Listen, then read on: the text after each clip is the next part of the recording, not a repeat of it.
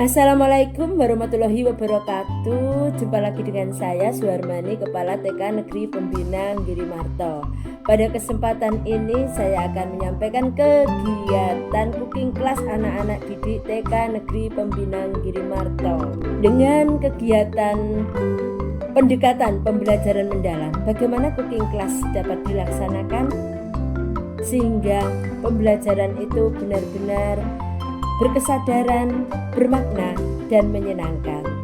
Dan juga kegiatan cooking class itu benar-benar menjadi pengalaman yang real bagi anak didik.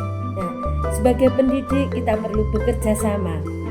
Salah satunya yaitu dengan para pengusaha. Di sini kami membangun hubungan kinerja dengan Rocket Chicken Sidoharjo dan bekerja sama dalam cooking class, yaitu membuat lauk semasku, lauk sehat masakanku sendiri. Nah, di sini anak-anak belajar tentang pembuatan ayam Kentucky, dan sesudah itu juga dilanjut dengan lomba mewarnai. Dan sangat bersyukur, berterima kasih kepada Rocket Chicken Sidoharjo yang boleh bekerja sama sehingga cooking class dapat berjalan dan lancar, bermakna, menggembirakan bagi anak-anak didik semuanya. Mari kita saksikan.